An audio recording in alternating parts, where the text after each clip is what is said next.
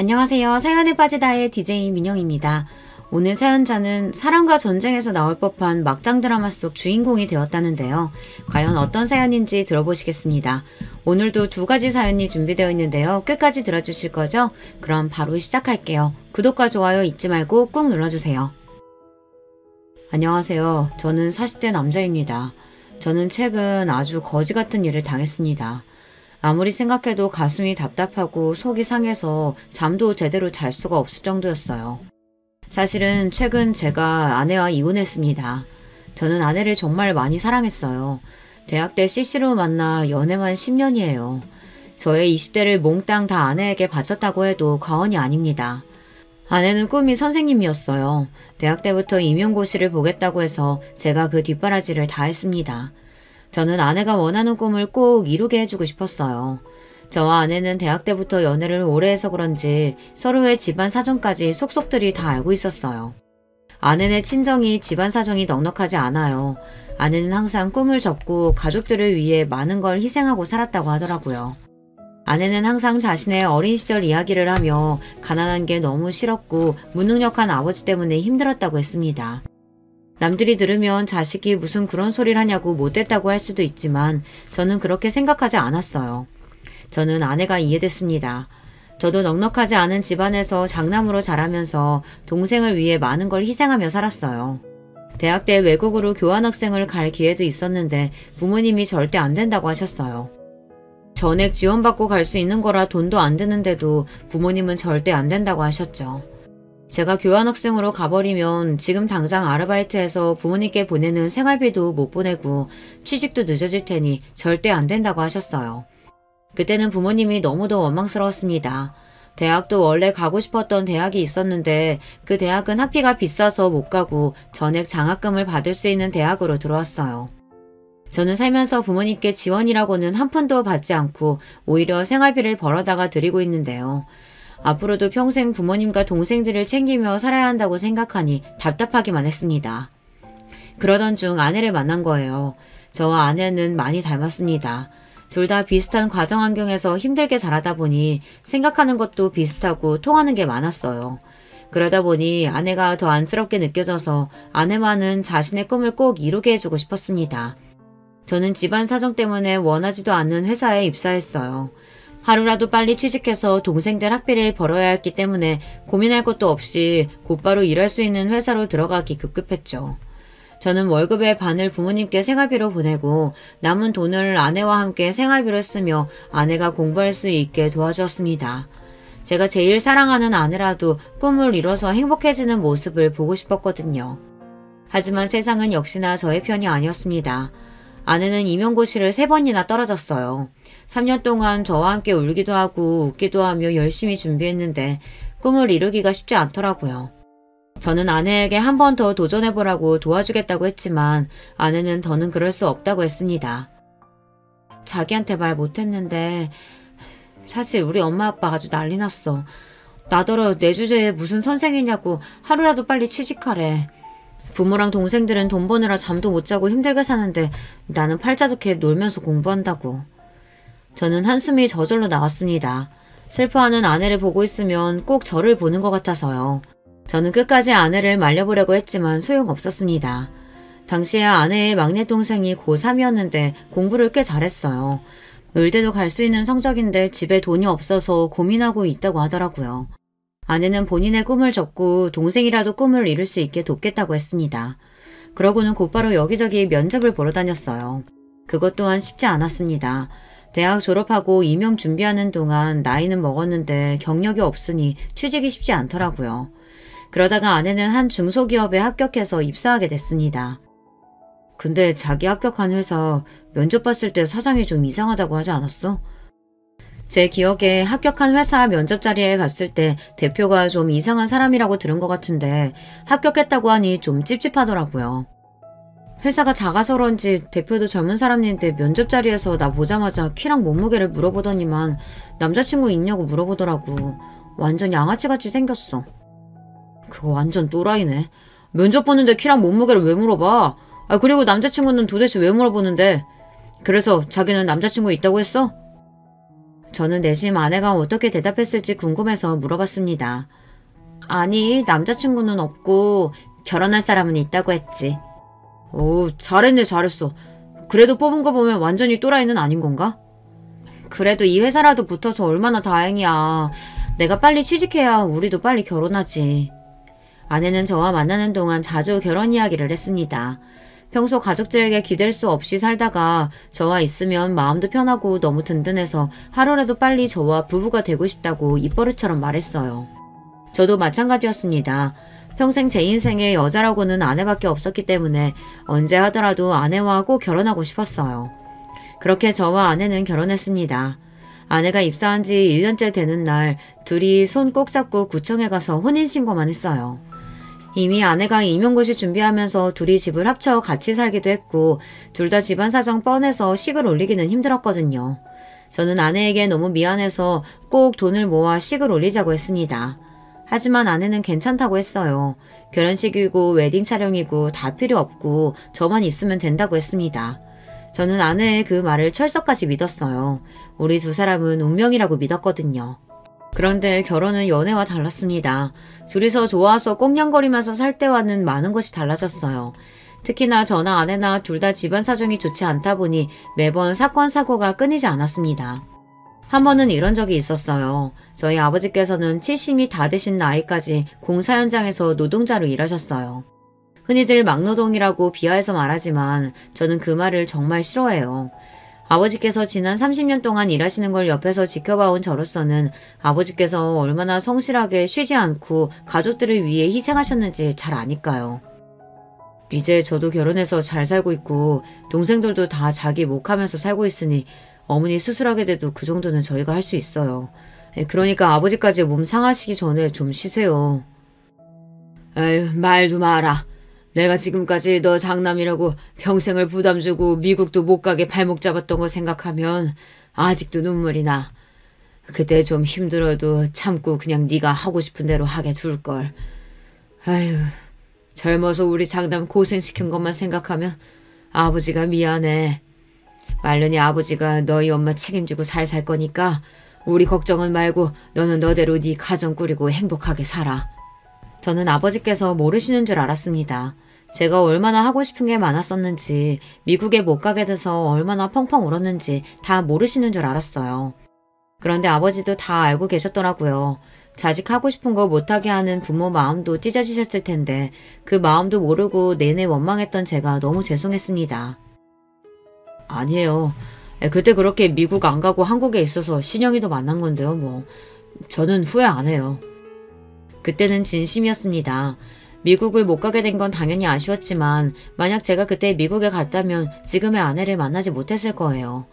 결혼도 하고 아내와 저도 직장에서 자리 잡고 있었으니 이제는 좀 살만해지나 보다 싶었던 때였습니다. 하늘도 무심하시지 저에게 또 고난을 주셨어요. 평생 건강하실 줄 알았던 아버지께서 갑자기 돌아가셨어요. 저도 동생들도 전혀 몰랐는데 아버지께서 몇 년 전 일하시는 곳에서 건강검진을 받았을 때 선천적으로 심장 판박증을 앓고 있다고 했다네요. 의사는 바로 제대로 검사하고 치료하라고 했는데도 아버지는 자식인 저희에게도 말도 안 하고 그냥 계셨던 거예요. 어머니에게는 은연중에 이야기하셨다는데 어머니께서 바로 병원에 가보라고 했는데도 아버지는 어차피 선천적으로 알아오던 질병인데 지금까지 별다른 불편함 없이 살아왔으니 그냥 둬도 된다고 생각하셨대요. 결국은 그대로 뒀다가 문제가 생긴 거죠. 연세도 많으신데 무리해서 일하시다가 심근경색이 와서 그대로 쓰러져 손도 못 써보고 돌아가신 거예요. 저는 어릴 때부터 이런 점이 너무 화가 나고 답답했습니다. 기본적으로 사람이 아프면 병원에 가고 배가 고프면 밥을 차려 먹는 거잖아요. 저희 부모님은 그런 기본적인 것을 중요하게 생각하시지 않았어요. 웬만한 감기나 몸살 같은 건 절대 병원에 안 가고 대충 집에 있는 약이나 먹으면 끝이었죠. 워낙 돈이 없으니 병원에 가는 돈이 다 사치라고 생각했어요. 부모님은 저희에게도 그랬어요. 동생이 한밤중에 열이 39도, 40도까지 오르는데도 응급실에 갈 돈이 없다고 물수건만 애 머리에 올려주셨죠. 당시에 제가 국민학교 5학년, 6학년 정도 됐었는데 제가 보기에도 동생 상태가 너무 안 좋아 보여서 무서울 정도였는데도 부모님은 그대로 동생을 뒀었습니다. 결국은 제가 제 돼지 저금통을 뜯어서 택시를 타고 응급실에 다녀왔어요. 의사 선생님 말씀이 폐렴이라고 바로 입원해야 한다고 하더라고요. 그때 느낀 게 부모가 돈이 없으면 자식도 낳으면 안 되는 거구나 라고 생각이 들었습니다. 만약 그날 제가 동생을 데리고 응급실에 가지 않았다면 동생에게 큰 일이 생겼을 수도 있으니까요. 먹는 것도 마찬가지예요. 저는 부모님께서 하루 3끼를 꼬박 차려 드시는 걸 본 적이 없어요. 하루 2끼 챙겨 드시면 많이 드신 겁니다. 그것도 고작 밥에 김치에 반찬 한두 가지 꺼내 드시는 건데도 잘 안 드세요. 그러니 저나 동생은 외식이나 배달 같은 건 거의 먹어본 적이 없죠. 그래서 제가 중학교 때부터 아르바이트를 한 겁니다. 아버지 상황이 항상 안 좋다 보니 용돈은 뭐 받을 수도 없는 건 당연했어요. 그러다 보니 제 용돈은 제가 벌어야 했습니다. 그래도 중학교 때까지는 제가 번 돈으로 동생들 간식도 사주고 용돈도 줄 수 있었는데 고등학교에 들어가면서부터는 제가 아르바이트해서 번 돈도 일부는 아버지께 드려야 했어요. 어머니께서 큰 수술을 받아서 병원비로 달에 몇백씩 들어갔거든요. 지금 와 생각해보면 아버지의 마음을 아예 이해 못하는 건 아니에요. 어머니께서 평생 심장병으로 아파서 매일 병원 신세를 졌었는데 당신까지 심장에 문제가 있어서 병원에 다니기 시작하면 자식들이 고생할 게 뻔하니 그냥 얘기하지 말자 싶으셨던 것 같기도 해요. 아무리 그래도 그렇지 어떻게 이렇게 허망하게 가실 수 있는지 모르겠어요. 아버지께서 그렇게 돌아가시는 바람에 자식인 저는 한참을 후회하며 마음 아파해야 했으니까요. 하지만 마음껏 힘들어할 수도 없었던 게 현실로 닥친 문제가 있었습니다. 바로 어머니였어요. 어머니께서 젊어서부터 여러 번의 수술과 병원 치료를 받으면서 몸이 좋지 않으셨어요. 기저귀도 차고 계셨고 거동도 쉽지 않아 휠체어 생활을 하십니다. 아버지가 계실 때는 아버지께서 일하시면서도 모든 간호를 다 하셨어요. 그런데 아버지께서 갑작스레 돌아가셨으니 어머니의 간호도 문제였죠. 남동생이 부모님 댁에서 같이 살고 있긴 했지만 아직 결혼도 안 한 젊은 남동생이 어머니를 모시기에는 무리가 있었습니다. 나도 한다고 하는데 내가 하는 게 엄마도 힘든가 봐. 씻겨준다고 해도 자꾸만 싫다고 하고 목욕 도우미 불러도 영 마땅치 않으니 자꾸 안 씻으려고 해. 기저귀는 뭐 말도 못하고. 저야 일찍이 본가에서 나와 살았으니 몰랐었는데 아버지께서 고생을 많이 하셨겠더라고요. 어머니께서 젊어서부터 투병 생활을 오래 하셔서 성격도 좀 예민하고 사람을 가리세요. 그런 분이 생판 모르는 남이나 남자인 아들들에게 자신의 수치스러운 부분을 보이기 싫어하셨죠. 저도 어떻게 해야 하나 고민하고 있었는데 동생이 철없는 소리를 하더라고요. 엄마 그냥 형이랑 형수가 모시고 살면 안 돼요? 형수는 같은 여자니까 좀 나을 거 아니에요. 순간 저도 너무 당황해서 말문이 턱하고 막히고 말았습니다. 남동생은 아직 나이도 어리고 결혼도 안 해서 뭘 너무 모르고 한 소리예요. 그런데 그 순간 아내가 정색을 했습니다. 그게 말이 돼요? 제가 딸도 아니고 며느리인데 어떻게 도련님보다 제가 편하실 수가 있어요. 당연히 자식이 더 편하죠. 그러니까요. 형도 있으니까 하나보다는 둘이 더 낫겠죠. 그만해. 진영이도 나도 둘 다 바쁜데 어머니를 어떻게 돌봐. 그리고 앞으로 애도 낳아야 하는데 당연히 말이 안 되지. 와, 형 대박이다. 이 상황에 아직 생기지도 않은 형 자식 걱정부터 하는 거야? 나는 이러고 살면 장가나 갈 수 있겠어? 저와 동생은 어릴 때부터 가난한 집안에서 서로 의지하고 살아서 평생 이런 문제로 싸울 일이 없을 줄 알았는데 제 착각이었더군요. 집안에 워낙 비빌 언덕이라고는 없으니 더 예민해졌어요. 남동생 말도 아내의 말도 맞았습니다. 다 살기 힘들고 바쁜데 어머니를 모신다는 건 말도 안 되는 문제였어요. 장남인 제가 미리 방법을 생각했어야 했는데 저도 모르게 동생이 어머니와 같이 살고 있다는 이유로 동생에게 다 떠넘기고 있었는지도 모르겠어요. 알겠어. 내가 어머니 계실 곳 좀 찾아볼 테니까 그때까지만 서로 도와가면서 어머니 돌보자. 그 자리에서는 이야기를 일단락하고 제가 어머님이 계실 요양병원이나 요양원을 알아보기로 했어요. 그런데 생각보다 비용이 많이 들더라고요. 어머니는 등급이 높지 않아서 바로 요양원에 들어가기엔 무리가 있었고 지병도 있으셔서 요양병원으로 가야 했는데 가격이 달에 무조건 100만 원 이상씩 들어가더라고요. 생각지도 못했던 부분이라 아내와 상의가 필요할 것 같아 저는 조심스레 아내에게 상의했습니다. 어머니 계실 요양병원 알아보긴 했는데 비용이 꽤 들어가서 진우랑 같이 부담해도 달에 70, 80은 생각해야 할 것 같아. 저는 제가 형이니 당연히 동생보다 더 부담해야 한다고 생각했어요. 그런데 아내는 제 말에 기분이 상했는지 버럭 화부터 내더군요. 70, 80? 우리가 그런 돈이 어딨어. 둘 월급 가지고도 생활하기 빠듯한데. 그리고 아버님, 어머님이 사시던 집에 도련님이 살고 있잖아. 그럼 당연히 도련님이 더 많이 내야지. 우리가 왜 더 많이 내? 남이 보기엔 아내의 말이 맞는지도 모릅니다. 하지만 우리는 가족이잖아요. 부모님이 샀던 집이라고 해봐야 자가이긴 해도 얼마 되지도 않은 작은 빌라인데 아내가 그 집 이야기까지 할 줄은 몰랐어요. 아내의 말에 저도 괜히 서운해서 말이 좋게 나가지 않았습니다. 어머니가 돌아가신 것도 아니고 진우가 그 집을 갖겠다고 하는 것도 아닌데 당신은 지금 그 이야기가 왜 나와? 몰라. 난 우리 집 일만으로도 머리 아프니까 당신 집 일은 제발 당신이 좀 알아서 해. 난 어머니 요양병원 들어가셔도 일절 신경 못 쓰니까 그런 줄 알고. 당신 말이 너무 심한 거 아니야? 당신 집이라니. 난 처가에 일 있을 때마다 우리 집 일이라고 생각하고 다 도왔는데 어떻게 그렇게 말을 할 수가 있어? 또 그 얘기. 내가 도와달라고 한 것도 아니고 자기 마음대로 도와줘놓고 매일 생색이지. 저도 이런 이야기까지 하려고 한 건 아니었는데 아내가 너무 치사하게 나오니 저도 모르게 말이 튀어나오더군요. 하지만 아내에게 서운한 건 어쩔 수 없었어요. 막내 처남이 의대에 합격했는데도 돈 때문에 망설인다고 그래서 제가 처남 의대 졸업할 때까지 등록금을 계속 냈습니다.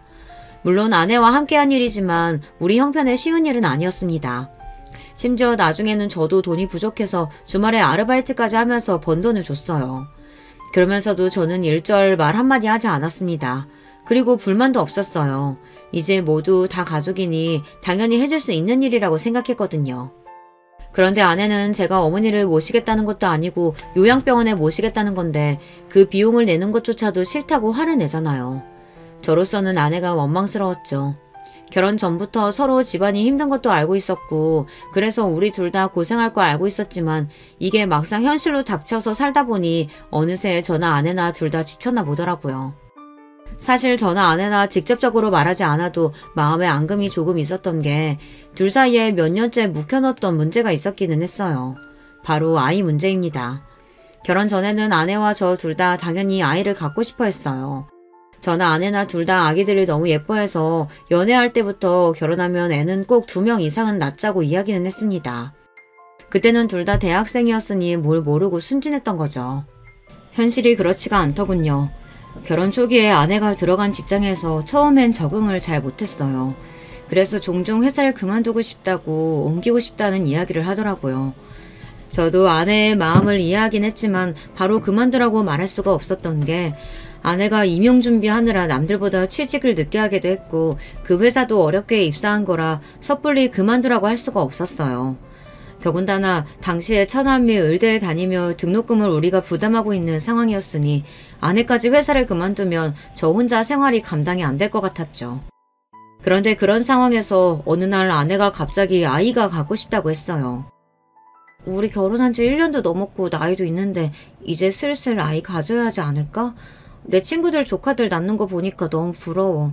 나도 아이 키우고 싶어. 그때 저도 좀 피곤하고 예민했는지 아내의 말이 좋게 들리지 않았습니다. 아내가 회사가 힘들어서 그만두고 싶어서 자꾸 아이를 갖자고 하는 것처럼 들렸어요. 그래서 저도 아내의 말을 고지고대로 듣지 않고 지금 당장 우리 부부에게 닥친 일만 이야기해버렸어요. 지금 우리 형편에 애를 어떻게 가져. 난 부모가 경제적으로 여유도 없는데 괜히 자기들 욕심 때문에 애 낳는 건 아니라고 생각해.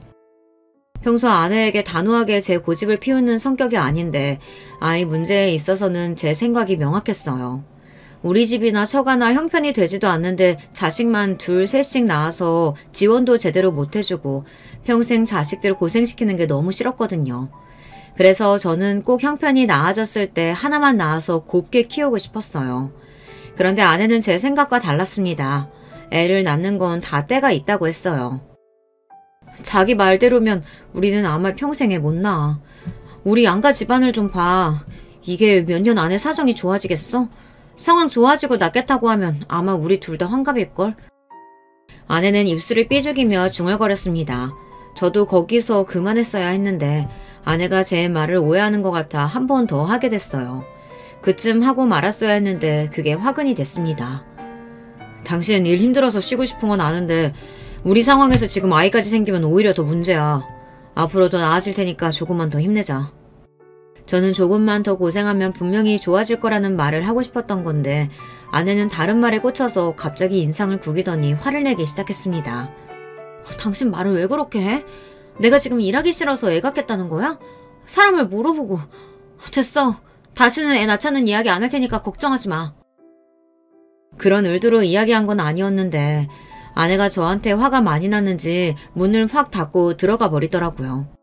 그때 이후로 아내와 제 사이는 말로 표현하기 어렵지만 달라졌어요. 아내는 저에게 종종 이유도 없이 불만이 있는 사람처럼 짜증을 냈고 양가 다 상황은 나아질 기미가 보이지 않으니 당연히 아이 이야기는 누구도 꺼내지 않았습니다. 제가 이기적인 건지도 몰라요. 사실 저는 지금의 우리 상황이라면 아이를 낳고 싶지 않았습니다. 여기서 아이까지 생기면 우리 부부가 얼마나 힘들어질지 뻔히 보이니까요. 처가든 우리 집이든 형편이 어려워서 싫다기보다 현실이 이런 상황이니 내가 감당할 수 있을 정도로만 일을 벌이고 싶은 거예요. 저도 절대 아이가 낳기 싫은 건 아니었습니다. 저는 아내를 사랑하고 많이 아끼기에 아이 없이 아내와 둘만 살아도 좋아요. 제가 능력이 있어서 아내가 원하는 걸 다 하게 해주고 행복하게 해줄 수만 있다면 아이 없어도 저는 남은 인생은 아내에게 올인하고 살고 싶다는 마음뿐이었습니다. 그런데 이건 어디까지나 제 생각이었어요. 아내의 생각은 저와 달랐습니다. 아내는 나이가 들수록 점점 더 변해갔어요. 처음에 회사 생활을 너무 힘들어해서 걱정했었는데 어느새 아내는 그 회사에 다닌 지 5년이 넘었어요. 그리고 최근 대리로 승진하면서 아내가 많이 좋아했습니다. 지금까지 고생한 걸 보상받은 것 같아 너무 기쁘다고요. 아내의 승진에 저도 기분이 좋아서 그날은 아내가 좋아하는 케이크를 사서 집에 들어갔어요. 같이 파티를 하려고요. 그런데 아내는 12시가 넘을 때까지 집에 들어오지 않았습니다. 최근 회사 동료 몇 명과 친해졌다면서 자주 만나서 술도 먹고 놀고 오는 건 알고 있었는데 그래도 승진 파티를 하자고 제가 연락했는데도 연락도 없고 집에도 들어오지 않으니 기분이 좋지 않더라고요. 제가 몇 번이나 메시지를 보내고 전화를 했는데도 아내는 답이 없었습니다. 그러더니만 결국 새벽 2시가 넘어서야 술에 잔뜩 취해서 들어왔어요. 내가 승진 파티 하자고 메시지 보낸 거 못 봤어? 어디서 먹었길래 이렇게 늦게까지 먹었어? 택시 타고 들어온 거야? 메시지에 답도 없고 카드 내역을 봐도 택시를 타고 온 기록이 없길래 걱정돼서 물었어요. 그런데 아내는 갑자기 화를 내며 저에게 소리를 질렀습니다. 아, 시끄러. 회사 사람들이 승진 축하하자고 계속 마시라는데 그럼 어떡해. 그리고 사장님이 택시비 줘서 택시 타고 왔거든? 쪼잔하게 매일 택시 탔나 안 탔나 좀 물어보지 좀 마. 아니, 내가 언제 쪼잔하게 굴었다 그래. 매일 택시 탔나 안 탔나 물어보고 오랜만에 입은 옷 보면 샀냐고 자꾸 물어보고 그게 쪼잔한 거야. 내 돈으로 내가 택시 타고 옷 사는데 왜 자꾸 잔소리야? 저는 순간 기가 막혀서 어안이 다 벙벙했습니다. 회사에서부터 여자 혼자 택시 타고 오는 게 걱정돼서 물은 건데 아내는 제가 택시비를 썼다고 잔소리하는 것처럼 들렸나 봐요. 옷도 그래요. 처음 보는 옷 같아서 예쁘다고 관심을 보인 건데 그게 또 옷 샀냐고 물어보는 것처럼 들렸나 봐요. 아내가 술에 잔뜩 취해서까지 그 정도로 이야기를 하니 그동안 제가 아내를 돈 가지고 힘들게 했나 하는 생각이 들더군요. 그날은 아내도 기분이 좋아서 한잔 한 거니 제가 더 이야기하면 안 될 것 같아 넘어갔습니다. 우리는 부부고 가족이니 아무 때나 축하하면 되니까요. 그런데 저희는 결국 아내 승진 파티를 하지 못했습니다. 아내는 대리로 승진하고 나서 전보다 더 바빠졌거든요. 같은 직장인인 제가 이상하다고 느껴질 정도로 아내는 바빴어요. 거의 매일 야근에 주말에도 일이 있다고 회사에 출근했습니다. 그리고 더 이상한 건 아내의 카드 기록이에요. 이상하리만큼 카드를 쓴 내용이 없어요. 더군다나 지하철을 타고 다니는 아내가 교통비도 전보다 절반밖에 나오지 않았죠. 저는 아무래도 의아해서 아내에게 카드값이 왜 이렇게 조금 나오냐고 괜히 돈 걱정하느라 안 쓰는 거냐고 물었어요. 저는 아내 걱정이 돼서 물은 건데 그날도 아내는 예민한 얼굴로 오히려 짜증을 내더군요. 아 정말 당신 요즘 왜 이렇게 귀찮게 꼬치꼬치 물어봐? 회사 동료 중에 차 산 사람이 있어서 근처까지 데려와줘서 지하철 안 타서 그래. 진짜 별걸 다 물어보네. 부부끼리 물어볼 수도 있지 왜 그렇게 짜증을 내? 아 몰라. 나 요즘 회사 일 많아서 피곤하고 예민하니까 자꾸 건들지 마. 제가 무슨 이야기를 할 때마다 아내는 회사 핑계를 댔습니다. 대리되고 나서 일이 많아져서 예민하다고요. 아내의 행동이 전과는 달라진 게 저는 내내 신경이 쓰였어요. 여자의 촉만 무서운 게 아닙니다. 남자 촉도 무시 못해요. 최근 아내가 하고 다니는 짓이 아무래도 이상하더니만 역시나 아내는 저에게 숨기는 게 있었어요. 글쎄 불륜 현장을 저에게 딱 걸리고 말았습니다. 최근 들어 회식도 많고 야근도 많아지더니만 그 직장을 5년 넘게 다니는 동안 한 번도 없었던 야유회에 간다고 하더라고요. 지금까지 5년 넘게 한 번도 야유회 같은 거 간 적 없었잖아. 갑자기 웬 야유회? 어디로 가는데? 저는 아무래도 최근 아내의 행동이 이상한 점이 많아 꼬치꼬치 울었어요. 그러자 아내는 제 말이 귀찮다는 듯 미간을 확 구기더라고요. 지난 5년 동안은 일반 사원이었고 나 대리로 승진했잖아. 대리 이상급만 가는 야유회야. 사장님의 별장으로 가는 거라 사장님도 오신대.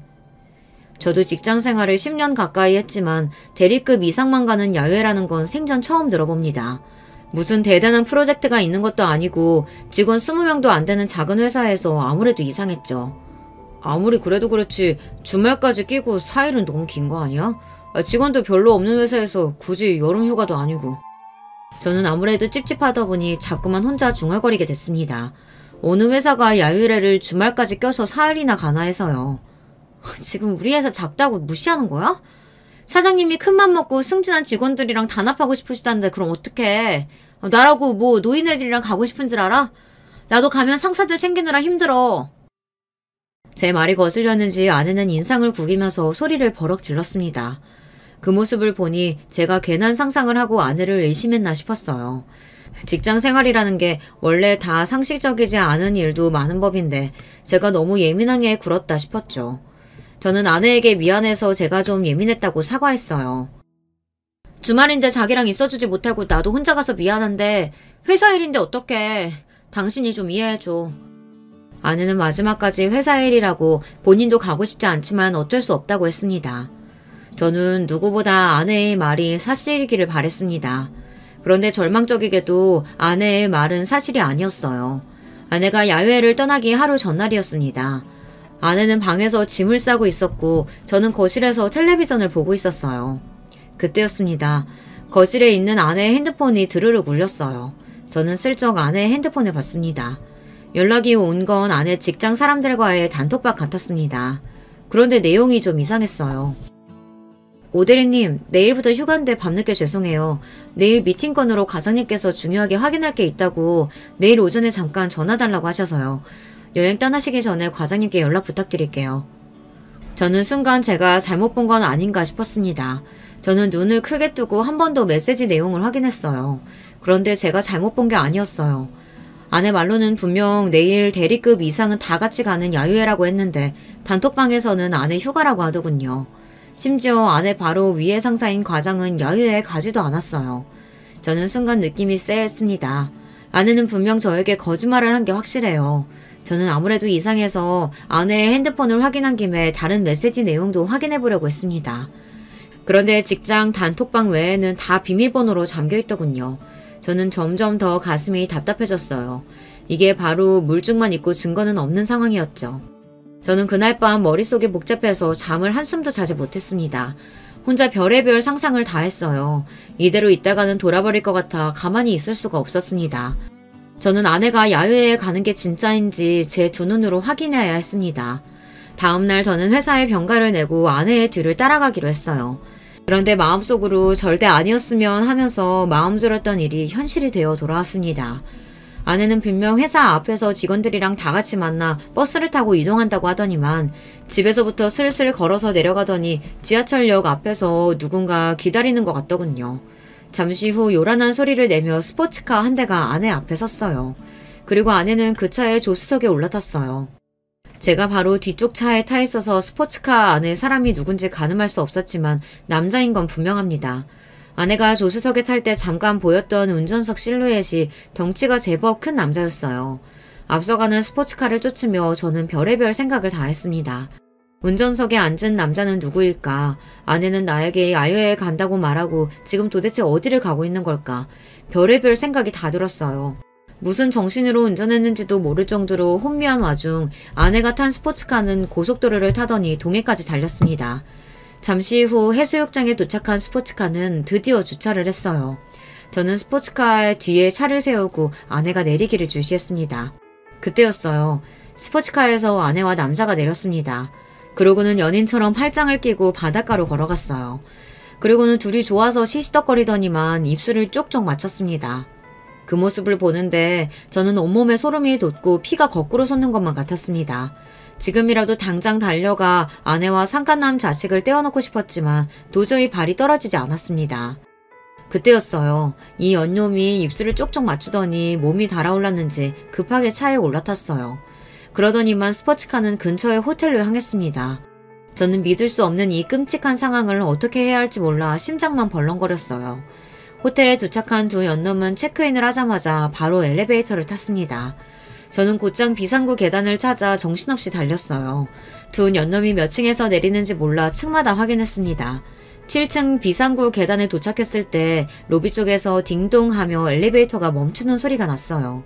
저는 곧장 비상구 계단문을 벌컥 열고 나가 호텔방 안으로 들어가려고 하는 두 연놈의 꼬리를 잡았습니다. 그리고 사력을 다해 달려 호텔 방문을 벌컥 잡아 열었어요. 엄마, 깜짝이야. 당신 뭐야? 당신이 왜 여기 있어?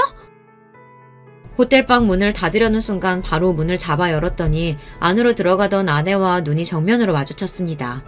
아내는 저를 보자마자 못 볼 걸 보기라도 한 것처럼 눈이 커져 금방이라도 눈동자가 굴러떨어질 것 같았어요. 그 순간 아내보다 먼저 호텔 방 문 안으로 들어갔던 상간남도 놀라서 나오더군요. 그러더니 한다는 소리가 기가 막혔어요. 너 이 자식 뭐야? 뭔데 남의 방에 그여 들어와? 내가 누구냐고? 이 여자 남편이다 이 자식아. 상간남의 뻔뻔한 모습에 눈이 돌아버린 저는 그대로 상간남에게 달려들어 주먹으로 얼굴을 세게 가격했어요. 온 힘을 다해 때렸더니 상간남은 그대로 바닥에 쓰러지더군요. 당신 뭐 하는 거야? 사장님 괜찮으세요? 아내는 그 순간 바닥에 넘어진 상간남에게 달려가더니 사장님 어쩌고 하면서 괜찮냐고 묻더군요. 아내의 입에서 흘러나온 사장님이라는 소리에 저는 저절로 얼굴이 구겨졌어요. 사장님? 이 새끼가 당신 회사 사장님이라고? 충격 그 자체였습니다. 아내와 바닷가에서 서로 부둥켜 안고 뽀뽀를 하고 호텔 방까지 같이 들어온 남자가 다름 아닌 아내가 다니는 직장의 사장 새끼라네요. 이 사람이 당신 지금 누구 얼굴 가격한 줄 알아? 내가 대림출반 사직이라고! 어디 감히 내 얼굴에 손을 대?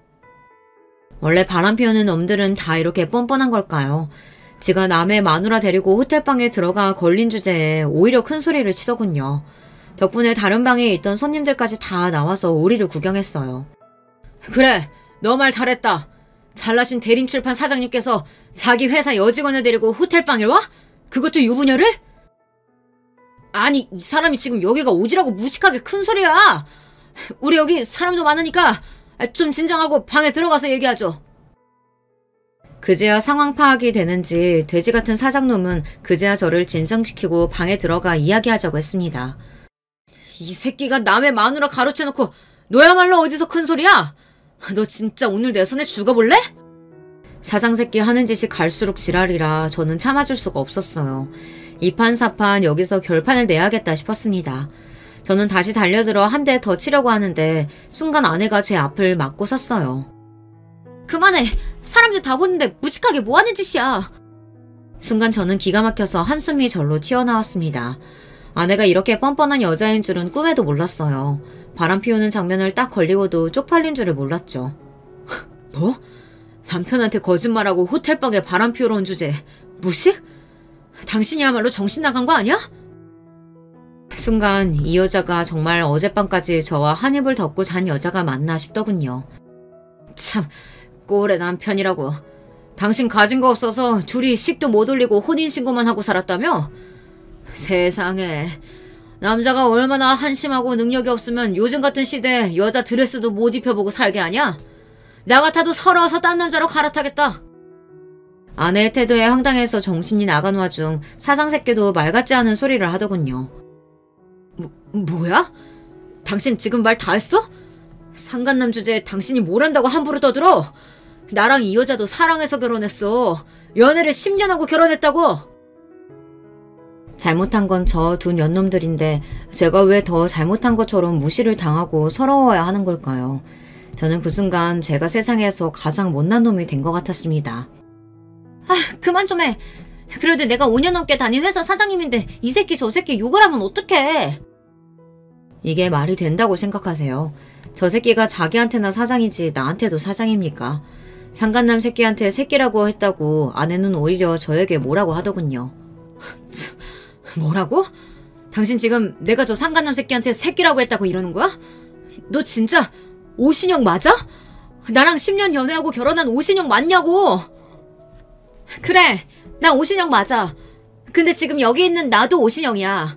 나도 이렇게 좋은 호텔에서 밥도 먹고 잠도 자고 싶어. 매일 거지 같은 집에서 돈 걱정하면서 구질구질하게 살고 싶지 않다고.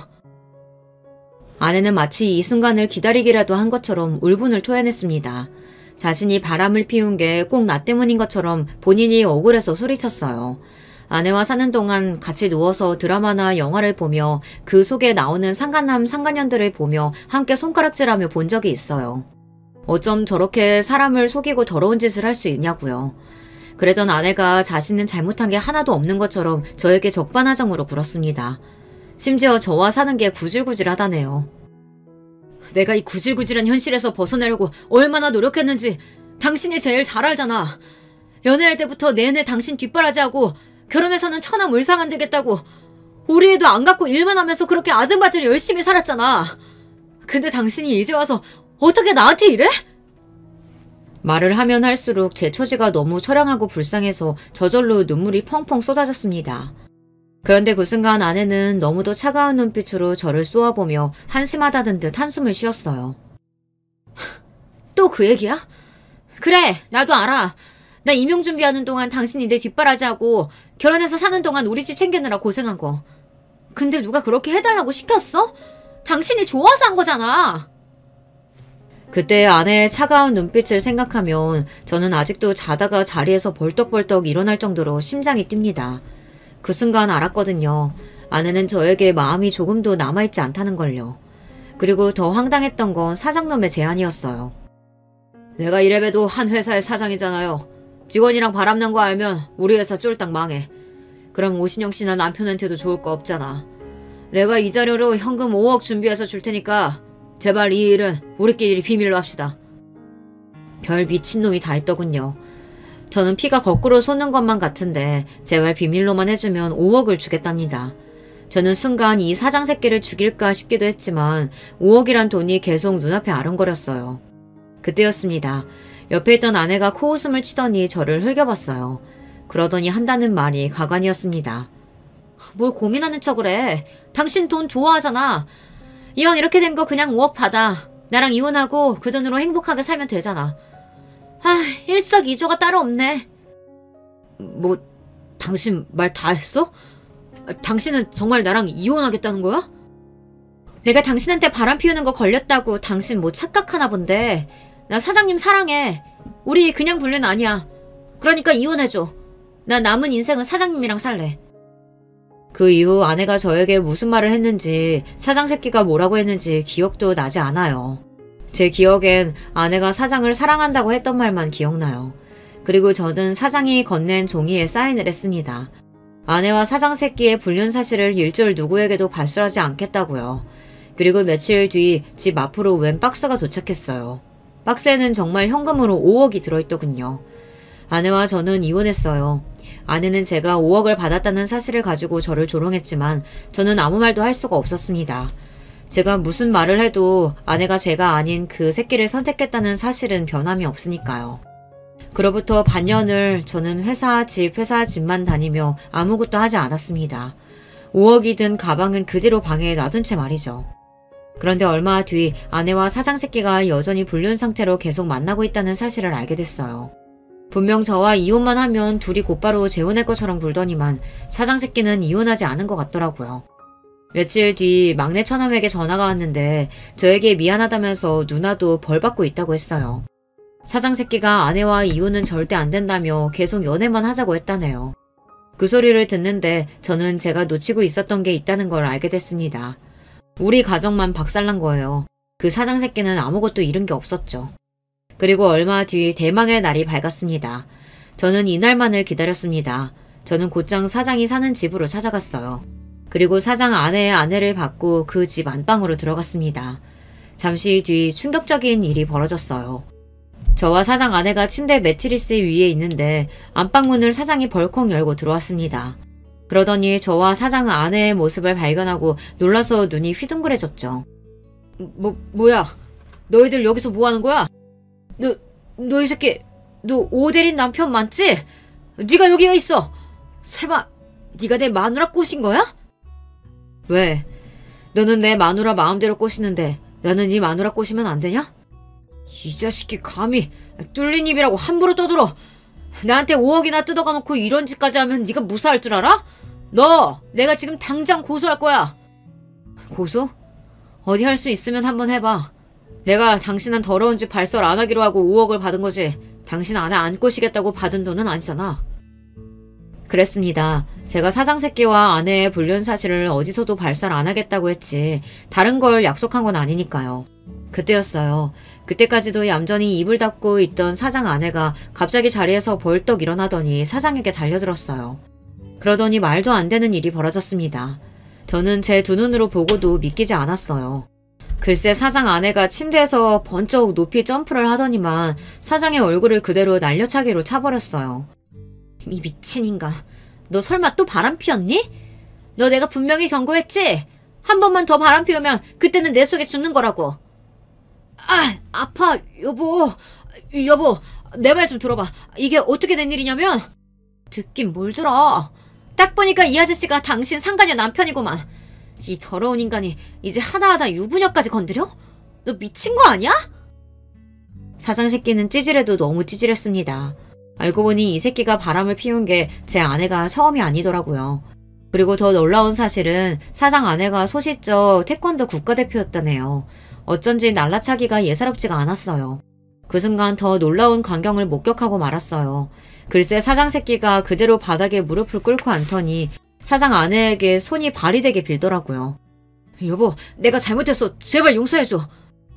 내가 너 한 번만 더 이지랄하면 회사고 뭐고 다 뺏어버린다고 했지? 이래서 바람 피우는 놈들은 믿는 게 아니라니까. 사장 아내는 옆에서 말릴 새도 없이 무릎을 꿇고 앉은 사장을 마구 때리기 시작했습니다. 주먹으로 발로 쉬지 않고 퍽퍽 소리가 나게 때렸어요. 얼마나 힘이 센지 제가 봐도 저러다 사장이 죽을 수도 있겠다 싶어 말렸다니까요. 그만하세요. 이러다가 사모님이 감옥 가겠어요. 뭐야, 그러고 보니 너네 둘이 바람 피운 주제에 어디서 큰 소리야. 그제야 사장 새끼도 정신이 좀 들었는지 제가 자기 아내 팔을 잡고 말리는 모습을 보더니 갑자기 눈이 획 돌아서는 저에게 달려들려고 하더군요. 그 순간 사장 아내가 제 앞을 가로막고 섰습니다. 웃기고 있네. 우리가 바람을 피우긴 뭘 피워. 이분 우리 집 침대 매트리스 배달하러 오신 분이야. 내가 매트리스 위에 커버 좀 씌워달라고 해서 도와주고 있던 중이었다고. 그랬습니다. 사실은 저와 사장 아내가 불순한 의도로 침대에 누워있었던 건 절대 아니에요. 제가 아무리 복수에 눈이 멀었어도 절대 그런 짓까지 할 사람은 아닙니다. 물론 사장이 오해하도록 제가 의도한 상황이긴 했지만요. 몇 개월 전 저는 일부러 사장 아내에게 접근했습니다. 연신 주변을 맴돌며 저희 가구점에서 파는 물건을 뭐라도 사게 하려고 사력을 다해 꼬셨어요.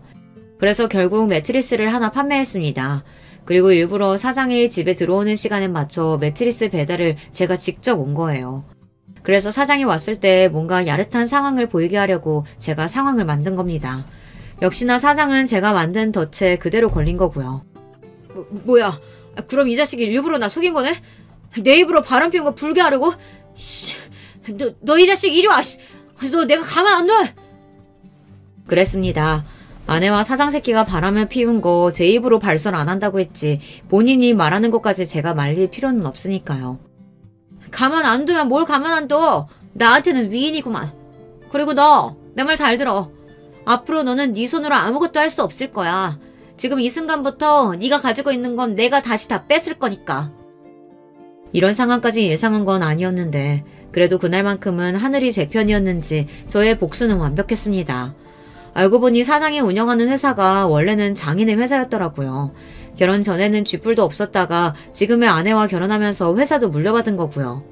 그로부터 며칠 뒤 그 사장 새끼가 잘렸다는 이야기를 전해 들었습니다.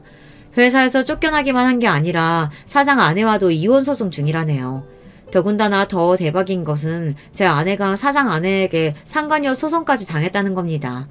고민 끝에 매트리스를 팔아서라도 사장 아내를 찾아가길 잘한 것 같아요. 저야 대단한 복수를 하고 싶어도 가진 게 없어서 할 수 있는 게 많지 않았었는데 사장 아내는 저와 달리 사장 새끼 정도는 가지고 놀 수 있을 정도로 능력이 있는 사람이라 한순간에 사장을 나락으로 떨어뜨렸더라고요. 사장 아내도 대단한 게 이혼 소송을 시작하자마자 지금까지 사장 새끼가 저지른 만행을 다 잡아 회사 사내 게시판에 공표하고 기자까지 불러 기사를 냈어요. 그동안 사장이 갑질을 하고 여자 직원들을 상대로 성적인 발언을 하거나 회식 때마다 추행한 사실까지 증거를 잡아 아예 매장을 시켜버렸어요. 전 아내도 마찬가지였습니다. 사장과 바람 피운 강 큰 상간녀라고 회사 사내 게시판에 직접 올렸더라고요. 망신도 그런 개망신이 없으니 당연히 아내도 회사를 그만뒀죠. 아내의 불륜 사실을 알고 나서 단 하루도 마음 놓고 잠든 적이 없었는데 요즘 저는 아주 두 다리 쭉 뻗고 잡니다. 제 가슴에 대못을 박은 연놈들이 다 망해버렸으면 좋겠다고 매일 생각했었는데 저의 바람대로 됐으니까요. 저는 최근 새로 이사도 하고 직장도 옮겼습니다. 아내와 이혼하면서 저에 대해서도 많이 돌아봤는데 지금까지 너무 남을 위해서만 살아왔다는 생각이 들더라고요. 지금부터라도 제가 하고 싶은 일을 하며 저를 돌보며 살고 싶다는 생각이 들었어요. 그래서 어린 시절 꿈이었던 영화사에 취직했어요. 물론 이 나이에 무슨 주책이냐고 하실 수도 있지만 저는 마치 20대로 돌아간 것처럼 새로운 마음으로 열심히 하고 있습니다. 지난날은 다 잊고 새로운 출발을 하는 저를 위해 여러분께서 응원하는 댓글 많이 남겨주시길 바랍니다. 어디선가 저를 응원해주는 사람들이 있다고 생각하면 저에게 많은 힘이 될 것 같아요. 저의 막장 이야기 끝까지 들어주셔서 감사해요. 여러분의 가정은 언제나 편안하시길 바라겠습니다. 안녕하세요. 저는 서울에 살고 있는 50대 남자입니다. 제가 몇 년 전 겪었던 황당한 일을 좀 함께 이야기해보고 싶어서 사연을 보내드립니다. 저는 결혼을 좀 늦게 했습니다. 딱 40살 때 결혼을 했는데 좀 사정이 있었죠. 아내는 부끄럽지만 13살 연하의 아가씨였고요. 간호조무사로 일하다가 제가 병원에서 만나 호감이 생겨 결혼까지 하게 된 상황이었습니다. 물론 당시 아내도 27세나 되었으니 그리 어린 것은 아니었는데 저와의 나이 차이는 제법 났던 터라 친구들한테 도둑놈이라고 욕 꽤나 얻어먹었던 기억이 있네요. 그런데 사실상으로 저한테 그게 첫 결혼은 아니었고요. 물론 호적상으로는 첫 결혼이었습니다만 그 이전에 사실혼 관계인 사람이 있기는 했었습니다. 법적 결혼까지 가지는 못했지만요. 원래 20살 때 고등학교 졸업하고서 바로 취업해서 돈을 벌기 시작했었는데 그 시절에 만난 사람이었죠. 20 초반 애들이 뭘 알았겠습니까? 어린 나이에 눈 맞으니까 그냥 불장난처럼 시작해서 좋아 죽다가 생활이 힘들어지면서 끝난 그 정도의 일이었지요. 그때 같이 살던 사람이 동갑내기였는데 정말 너무너무 사사건건 싸워댔기 때문에 동갑이 좀 싫었습니다. 어느 정도는 나이 차이도 나고 조금 수더분한 사람이 좋다고 생각했었죠. 당시 첫사랑이었던 사실혼 상대자가 생활력도 좋고 영리한 사람이기는 했습니다만 그래서 더 많이 싸웠던 것도 있었거든요. 마음에 안 드는 것은 하나하나 그 자리에서 말을 해서 고치려고 드는 성격이었던 사람이라서요. 그리고 저는 어려서 부모님을 잃었고 동거녀는 어머니가 계셔서 그것 때문에 제가 자격지심도 좀 있었던 것 같았습니다. 동거녀가 자기 어머니 이야기를 꺼내면 이상하게 부하가 치밀고 화가 나서 말을 좀 심하게 하기도 했었거든요. 그래서 더 싸움이 격화되기도 했었죠. 제가 당시 동거녀에 비해 좀 스펙이 모자란 편이어서 이래저래 좀 의심도 하고 질투를 하기도 했고요. 한마디로 구속을 좀 했다고 할까요? 그래서 저는 20대 중후반쯤 갈라서고 나서 사람한테 질려버려서 한참이나 결혼에 관심을 두지 않았습니다. 사실혼이라고 해도 뭐 솔직히 말하면 동거였죠. 그런데 그 동거의 기억이 너무 안 좋다 보니 결혼도 피하게 되더군요. 그렇게 30대를 일만 하면서 지냈는데 워낙 열심히 일에 몰두해서인지 사업은 아주 잘 되었습니다. 사실 사업가로 치면 30대는 아주 젊은 나이지 않습니까? 그런데 그래도 꽤나 큰 사업체를 가지게 되었고 직원도 상당히 여러 거느리게 되었었죠. 하지만 일만 열심히 거의 중도차처럼 하신 분들 시간 지나면 몸과 마음 여기저기 고장나는 거 다들 아시죠? 저도 허리 쪽에 문제가 생겨서 병원을 열심히 다니기 시작했고 거기에서 20대 아내를 만났던 겁니다. 일 중독자로 살았던 허한 마음에 젊은 아가씨가 잘해주니 곧 마음이 녹아내렸고 사귀자고 고백하고 만난 지 반년 만에 결혼하게 되었죠. 상당히 빠른 결정이기는 했습니다. 그런데 첫 사실혼 경험 당시 알았던 것이 저 사람에 관련한 모든 것에 잘해주자는 것이었습니다. 그리고 모든 일에 관대해지자고 마음을 먹었었죠. 동갑이었던 첫 동거녀도 제 마음에 안 드는 게 그렇게 많았는데 13살이나 어린 현재 아내는 대체 어떻게 했습니까?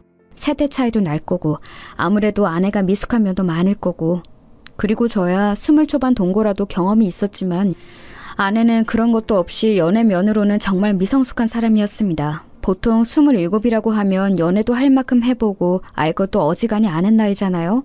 하지만 아내는 정말 아무것도 몰랐습니다. 처가가 경기도 외곽 쪽이었는데 수도권인데도 아주 논밭만 있는 그런 곳이었거든요. 원래 그쪽에서 고등학교 다니고 졸업해서 곧장 취업을 했다고 하더군요. 사실 저도 고졸이고 사회에 일찍 나선 편이었지만 아내는 취업도 그냥 친척 회사에 해서 아무 사정을 몰랐다고 했습니다. 친척 아저씨가 시키는 것만 하고 그냥 대충 다녀도 조금이나 봐 월급이 따박따박 나왔으니 굳이 뭘 알지 않아도 괜찮았다고요. 그러다가 갑자기 서울 도심에서 생활하는 것에 관심이 생겨서 장모님을 졸라 간호조무사 자격증을 따고 서울로 올라온 지 1년 정도밖에 되지 않은 상황이었습니다. 남자라고는 사귈 만한 틈이 없었던 거죠. 회사에 다닐 때는 친척 아저씨가 지켜보고 있으니 연애가 시작될 리가 없었고 간호조무사 자격증을 따면서부터는 너무 바빴다고 하더라고요. 처가는 장모님 혼자서 계셔서 홀어머니로 아내를 키우셨고 그래서인지 가정생활에 대해서 아무것도 몰라서 제가 처음에 애를 좀 먹었습니다. 아니 가정생활만 모르면 괜찮은데 어느 정도 사회적인 상식도 사실 아는 게 별로 없더군요.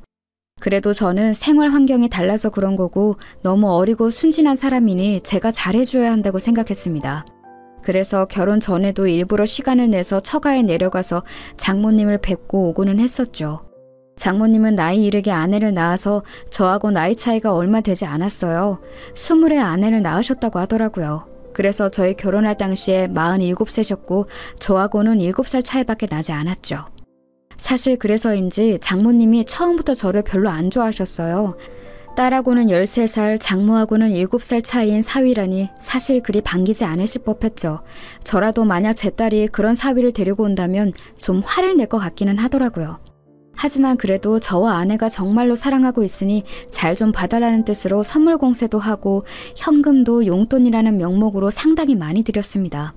제가 용돈과 선물 공세를 꾸준히 한 몇 달 정도 하니까 그제야 장모님 마음이 조금 풀리는 것 같더라고요.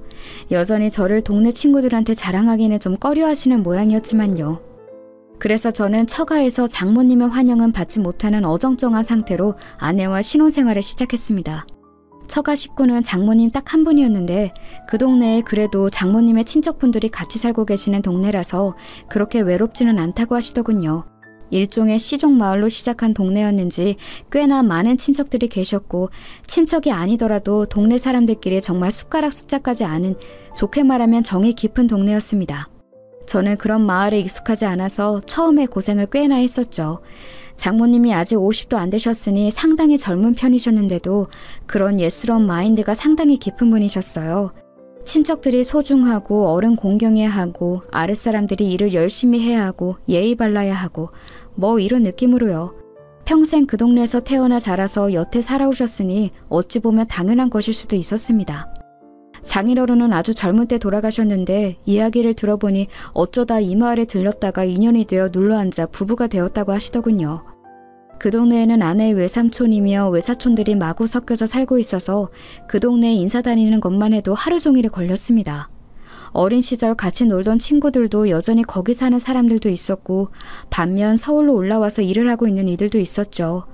처음에 제가 내려갔을 때 나이 차이 많이 나는 신랑감을 데려왔다고 소문이 나서 저한테 적개심을 보이는 사람들도 꽤 있었습니다. 결국은 제가 마음을 열고 관대하게 선물을 베풀고 먹을 것도 많이 나눠주면서 마음을 얻어야 했는데요. 처음 저희가 같이 처가로 내려갔을 때 그 동네 외사촌들과 친구들이 전부 몰려왔습니다. 그때 다들 좀 적대적인 편이었죠. 친구 한 명은 노골적으로 아저씨라고 부르면서 저를 비꼬기도 했어요. 그런데 사실 겉만으로 봐도 제가 아저씨이긴 해서 그다지 화도 안 났습니다. 그 친구는 남자였는데 제가 다 듣는 곳에서 아내한테 그러더군요. 야, 너는 냄새에 되게 둔감한 거 봐? 무슨 소리야? 아니, 나이 차이 많이 나면 냄새 안 나? 난 우리 삼촌도 냄새 나던데 신기하네. 그 친구는 제 쪽을 흘끔거리며 보면서 그렇게 비웃고하대더군요. 아내는 무슨 그런 소리를 하냐면서 한숨을 쉬었지만 친구는 어깨만 으쓱하고 저를 비아냥대는 눈빛으로 쏘아 보였습니다. 그리고 나이 차이 많이 나면 남편이 바람도 잘 핀다더라. 괜찮은 거야? 난 바람 피는 사람이 제일 싫더라. 신이 없고 더러운 게 싫어. 그럴 일 없어. 아내가 단칼에 잘랐지만 저도 처음에는 좀 울컥하고 화가 났었죠. 사람이니 당연한 일 아니겠습니까? 하지만 며칠 처가에 머물면서 그리고 그 후에도 반복적으로 처가에 내려가 잘 지내보려고 노력하면서 이들은 그냥 제가 마음에 안 들었던 것일 뿐 나쁜 사람들은 아니라는 확신이 들더군요. 그래서 제가 같이 낚시도 가고 도시에서 이런저런 선물도 사다 주고 하다 보니 마을 내 친척과 친구들이 거의 대다수가 마음이 풀린 듯한 눈치였습니다. 다만 아내한테 냄새에 운운했던 그 친구는 제법 오래 저한테 앙심을 품고 있는 것 같았어요. 저한테야 그 친구도 정말 띠동갑도 넘는 아주 어린 친구였으니 저는 인내심을 가지고 천천히 기다리면 될 거라고 여겼습니다. 그러던 중 결혼한 지 아마 1년 정도 지났을 때일 겁니다. 아내가 어렵사리 저한테 말을 꺼내더군요. 여보, 혹시 당신 공장에 자리 있어요? 응? 왜? 아니, 내 친구가 지금 사정이 좀 안 좋은데 일자리가 안 구해진다고 해서 혹시 한 자리 정도면 남지 않을까 싶어서요. 마침 저희 공장에서 채용 기간이기는 했습니다. 생산하는 직무는 몸이 꽤 힘들어서 사람들이 많이 나가고 들어오거든요. 저야 뭐 손해볼 일이 아니라서 그 친구를 오라고 했습니다. 어떤 친구인지는 몰랐지만요. 그런데 와보니 바로 그 냄새에 운운하던 친구였던 거예요. 저는 좀 놀랐지만 그래도 이 어린 친구가 어렵다고 하니 한번 기회를 줘보자 싶었습니다. 그 친구도 좀 난처한지 저한테 눈을 못 맞추고 있더라고요. 난감해하고는 있지만 역시 자기 사정이 어려운지라 꼭 일자리를 잡고 싶어하는 게 보이기도 했죠. 그래서 저는 그 친구를 채용해 주었습니다. 단 생산직은 아니고 사무실 관리직이었죠. 사실 생산지 쪽은 상당히 업무 환경이 좋은 편은 아니라서 일을 안 해본 사람이 단번에 적응하기는 힘들 거였어요. 물론 신규로 들어온 사람들은 다들 동일한 상황에서 적응하지만 와이프의 고향 친구니만큼 그렇게 두고 싶지는 않았죠. 그리고 괜히 안 좋은 일자리에 채용했다가 나중에 원망을 듣는 것보다는 그래도 편하고 중요하지 않은 자리에 채용해주는 것이 낫지 않을까 싶었고요. 그러면서 물론 아내의 처가 고향에서 제 평판이 좀 올라가길 기대한 것도 있었습니다. 아내의 친구는 너무 감사하다면서 저한테 눈물을 흘리면서 고마워했습니다. 저는 좀 머쓱하기는 했지만 사실 어려울 때 일자리 잡는 게 얼마나 절박한 일인지를 잘 알아서 또 도움이 되었다니 기쁘기도 했었죠. 처음에 그렇게 저한테 적대적이던 그 아내 친구는 사무실로 들어와서는 이제 저한테 언제나 감사의 눈길을 보내는 직원이 되었습니다. 일을 시켜보니 생각보다 아내 친구가 무척 빠릿하고 일을 잘하더군요. 여태까지 시골에서 농사 관련 일만 했다는 게 믿어지지 않을 정도로 숫자 감각도 있고 정리도 잘했습니다. 그래서 좀 두고 보다가 거래처 관리를 맡겼는데 그것도 곧잘 해냈습니다. 한 반년 정도 일을 시켜봤더니 이건 그 친구가 일자리 줬다고 고마울 게 아니라 이렇게 일 잘하는 사람이 우리 사무실에 와줘서 제가 고마울 판이더군요. 그래서 인센티브도 주고 잘한다고 칭찬도 해줬더니 더 열심히 일하면서 그렇게 좋은 관계가 되었습니다. 아내는 그런 이야기를 들으면서 저한테 무척 고마워했죠. 아내는 처가나 고향과 관련해서 여러 가지로 저한테 미안하다고 여러 번 사과를 했습니다. 사실 제가 노력해서 장모님이나 고향 사람들의 태도가 많이 부드러워지기는 했어도 여전히 평균보다는 좀 더 까칠했어요. 장모님은 제가 내려갈 때마다 그리 좋지 않은 얼굴로 나와서 저를 맞이하셨죠. 걸핏하면 왜 내려왔냐? 난 그냥 죽게 내버려둬라. 어린 마누라 두고 다른 년한테 눈길 돌아가면 가만 안 둔다. 돈 많다고 유세 떨지 마라 등등 상상하기 힘들 만큼 다양한 악담을 저한테 퍼부으시기도 했습니다. 사실 아내의 말을 들어보면 장모님의 음식 솜씨가 상당히 좋다고 했고 상 내주실 때 먹어보면 간단한 찬도 무척 맛이 좋은 것을 보면 사실인 것 같았습니다. 하지만 장모님은 제가 내려갔을 때는 그리 거하게 상을 차려주시지는 않았어요. 언제나 냉장고에 들어있던 반찬통만 꺼내서 늘어놓고 밥만 퍼서 담아서 내주시고는 했죠. 물론 그것마저도 무척 맛있어서 저는 불평분만 없이 깨끗하게 비워놓고는 했습니다만 논밭만 있는 가운데라고는 해도 처가집도 당연히 벽돌주택이었습니다. 지은 지 오래되어서 무척 낡아서 여기저기 수리가 필요하기도 했죠.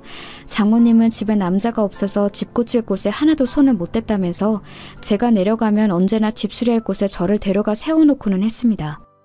하지만 제가 전문가도 아닌데 어떻게 지붕이나 비새는 곳, 벽 곰팡이 핀 곳을 다시 고쳐놓겠습니까? 한두 번은 가까운 번화가에서 집 수리하는 사람을 불러다가 수리를 맡겼는데 오래된 집들이 항상 그렇듯 계절만 바뀌어도 또 고칠 곳이 생겨나고는 했죠. 저는 고민하다가 결국 큰 마음 먹고서 장모님께 작은 집을 한 채 새로 사드리기로 했습니다. 다행히도 그 마을에 전원주택이 매물로 나온 곳이 있었고 외진 곳이라서 그리 비싸지도 않았어요. 서울 집값을 생각한다면 정말 놀라울 정도로 저렴하기도 했죠. 그런데 아무리 저렴한 집이라고는 해도, 그리고 제 명의로 매매해서 사시라고 드린 거기는 해도 장모님은 그 정도로도 별로 기뻐하시지를 않더군요. 무뚝뚝하게 저한테 밥이나 먹고 가라 하면서 찌개를 새로 끓여주신 게 다였습니다. 그때 장모님이 새로 끓여주신 찌개를 처음 먹어봤네요. 물론 대단히 맛있었습니다만 제가 기대했던 반응과는 차이가 좀 있어서 섭섭하기는 했었죠. 아내는 제가 그 집을 매매해서 장모님께 사시라고 드리자 너무너무 기뻐했습니다. 장모님과는 달리 아내는 감정 표현이 풍부한 사람이었거든요. 그래서 저는 장모님 대신 뛸 듯이 기뻐하는 아내의 모습을 보면서 만족했습니다. 사실 제가 행복하게 해주고 싶은 사람은 어린 제 아내이지 장모님이나 아내의 고향 사람들이 아니니까요. 그래도 그때까지는 아내가 저한테 무척 잘해주고 행복한 나날이 이어졌습니다. 그런데 얼마 안 가서 좀 이상한 일들이 일어나기 시작했죠. 저는 공장을 돌리는 사업을 하고 있어서 공장이 위치해 있는 외곽 지역으로 자주 출장을 나갔습니다.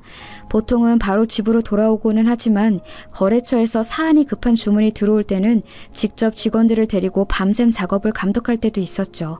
공장장으로는 가끔 말을 안 듣는 사람들도 있어서요. 저희가 원자재를 수급해서 오는 거래처 관리도 당연히 해야 했습니다. 그런데 원자재 공급해주는 거래처 중에 좀 사정이 딱한 분이 한 분 있었거든요.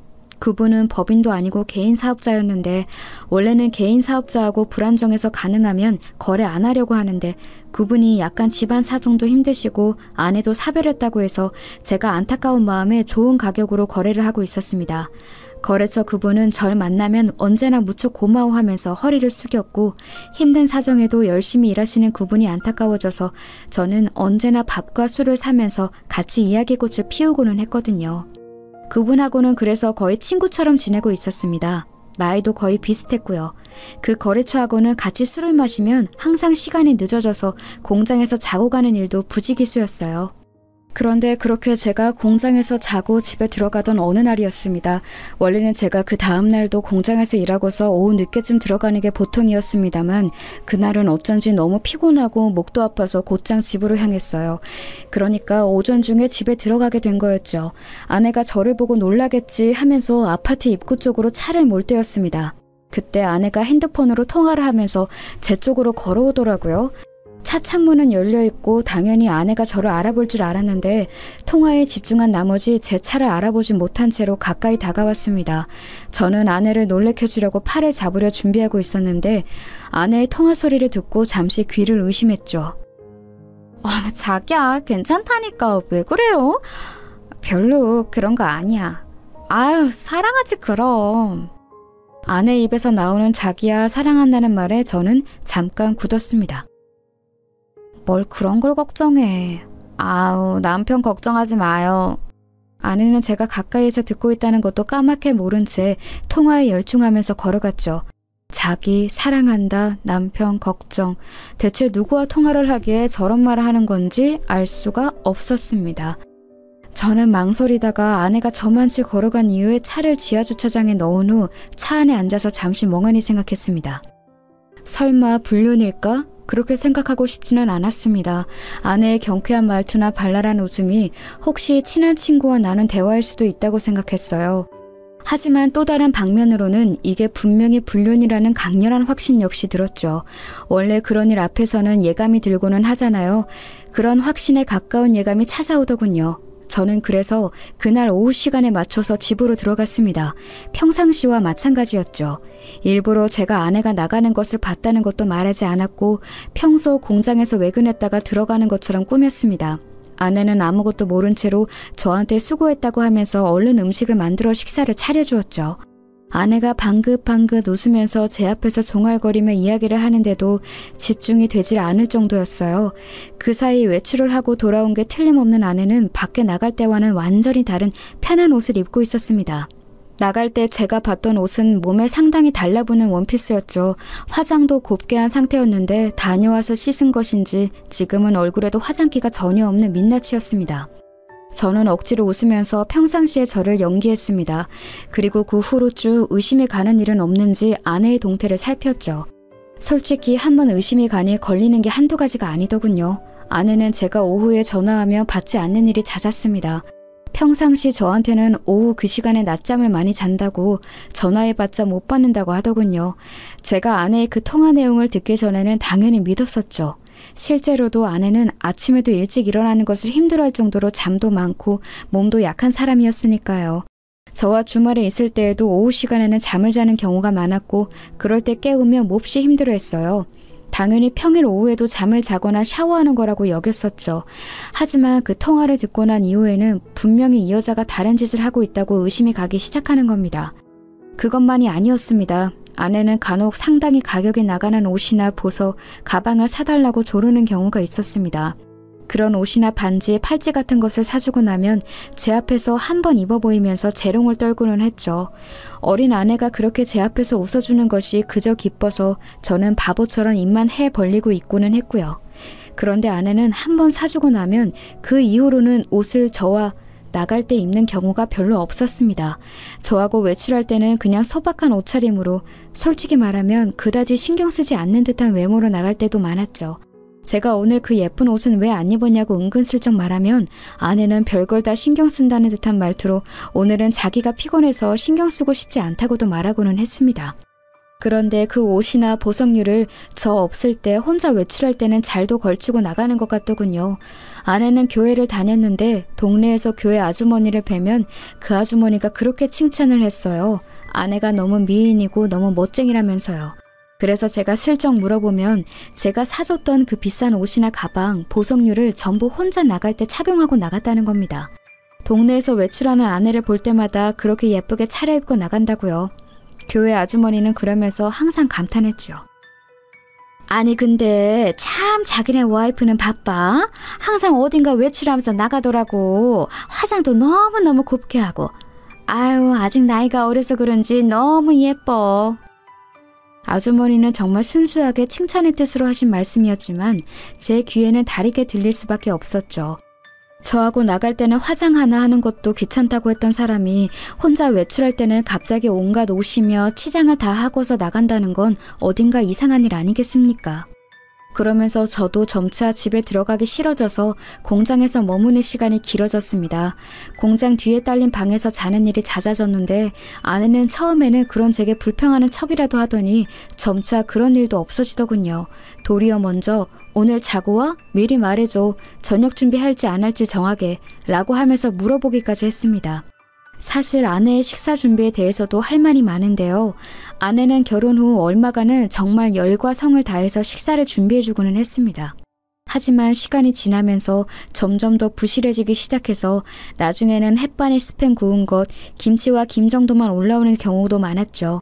하지만 저는 어쨌든 아내도 자기 생활이 있을 거라고 여겨서 문제 삼지 않았습니다. 아내도 일하기 싫을 때가 있을 거고 가정주부이니만큼 자기가 알아서 스케줄 조절을 하고 싶을 테니까요. 얼마 지나면 다시 잘해주겠지 하고 기대하면서 그냥 아무 말도 하지 않고 나와서 밥을 사 먹고는 했습니다. 그런데 이제는 아예 제가 집에 안 들어가는 것을 좋아하는 눈치더군요. 저도 한껏 경계하면서 의심하던 시기였기 때문에 이제 아내의 분위기를 전부 알고 있었습니다. 솔직히 공장 방에서 자면서도 고민이 너무 많이 되더군요. 대체 이 상황을 어떻게 타개해야 할지 아내의 불륜이 확실한 것 같은데 그 정황을 어디서부터 어떻게 캐리해야 할지 알 수가 없었습니다. 대뜸 아내한테 대놓고 너 남자 만나지? 라고 묻는다고 해서 술술 털어놓을 리가 없지 않겠습니까? 평범한 생활을 하던 사람이 갑자기 미행이나 신문기술이 생길 리도 없고요. 정말 한참이나 고민하면서 거의 한 달 이상 공장에서 생활하다시피 하던 중 공장 사무실 직원이 저한테 좀 걱정을 하더군요. 바로 아내의 그 고향 친구였습니다. 사장님, 진짜 걱정돼서 엿주는 건데 괜찮으신 거죠? 그 친구 역시 공장 방에서 자주 자고 가고는 했습니다. 공장에서는 식사 시간에 아주머니가 식사를 해주셨는데 저녁밥을 거기에서 먹고 야근하고서 잠까지 자고 가는 일이 잦았던 거였죠.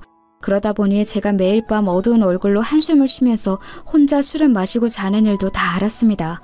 처음에는 이 친구가 아내의 고향 친구인 것을 알기 때문에 별일 아니라고 계속해서 얼버무렸습니다.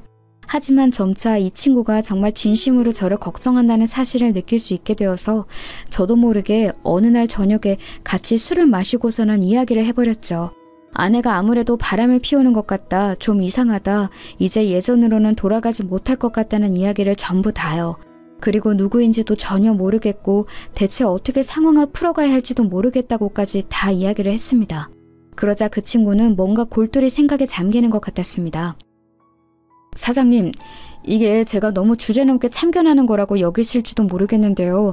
죄송하지만 제가 목격한 게 있어서 말씀드려야 할 것 같습니다.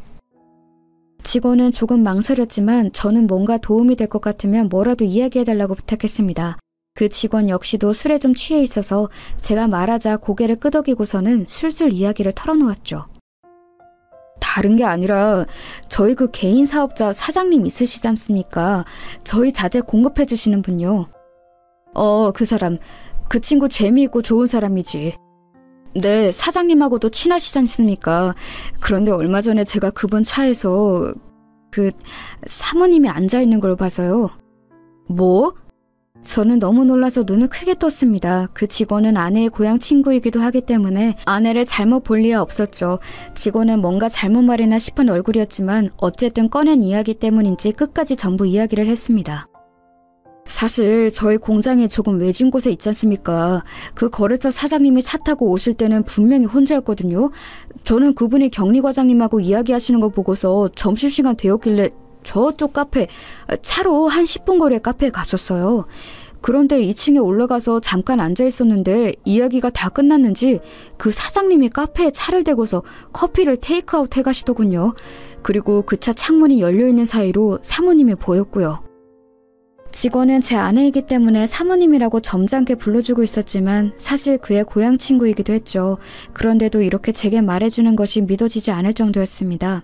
하지만 그 직원은 나름대로 마음고생이 있었던 모양이었어요. 사실은 그동안 사모님이 뭔가 그 거래처 사장님하고 만나는 것 같은 느낌이 들었는데 사장님께 말씀을 드려도 되는 건가 고민이 되어서요. 혹시라도 제 착각이면 정말 큰일이니까요. 그랬군. 아니야, 하지만 맞는 것 같아, 분명히. 직원은 그 외에도 거래처 사장이 누군가와 사귀는 듯한 모습을 보여왔고 차에 걸린 장식품도 아내가 좋아하는 캐릭터라서 뭔가 이상하다고 여겼다고 했습니다. 중년 남성이 보통 알록달록한 캐릭터를 차에 걸어두지는 않죠. 그런데 카페에서 아내를 목격한 이후 그것이 생겨나서 직원은 의심을 하지 않을 수가 없다고 하더군요. 정말 아찔했습니다. 한쪽은 제가 정말 사랑하는 어린 아내였고 한쪽은 꽤나 거래한 지 오래되는 나름대로 신이 있다고 생각했던 거래 상대방이었어요. 서로 협력하면서 살아온 세월이 생각보다 상당히 오래되었죠.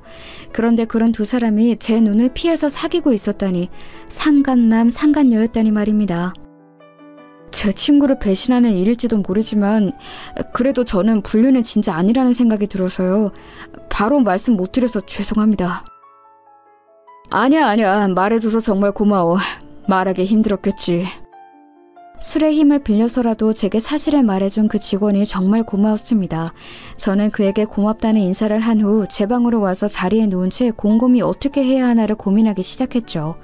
일단 그래도 아내니까 서로 이야기를 나눠봐야겠다는 생각이 들었습니다. 그래도 아직 제 마음속에는 아내를 사랑하는 마음이 남아있었고 어쩌면 그 거래처 사장이 억지로 아내를 꼬드겨내어 불륜을 저지른 것일 수도 있다고 생각이 들었습니다. 어쨌든 아내는 너무 어린 사람이었으니까요. 경험도 없고 성숙하지도 못한 여자니까 제가 어느 정도는 감안해야 한다는 생각이 들었습니다. 그리고 일단 그 거래처 사장하고도 먼저 말을 나눠서 아내한테서 손을 떼게 해야겠다는 생각도 들었고요. 그래서 그 다음날 저는 사무실로 나가서 한참 고민했습니다.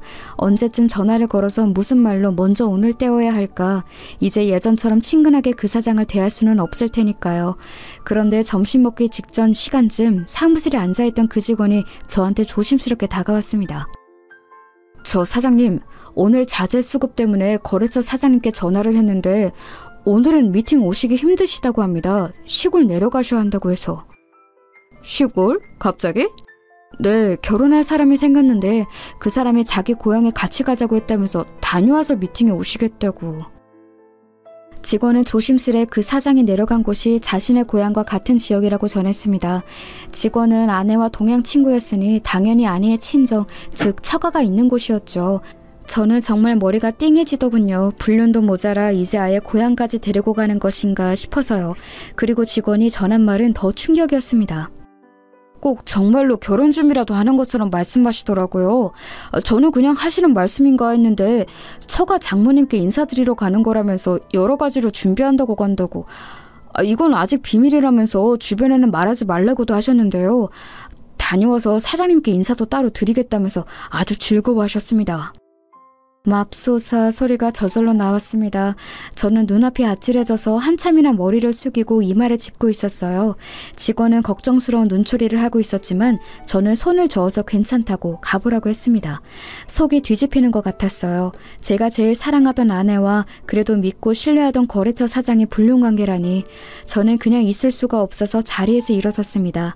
주변에게 말하지 말라면서 저희 사무실 직원한테는 말하는 저 입 가벼운 꼬라지는 또 대체 뭔지 알 수가 없었어요.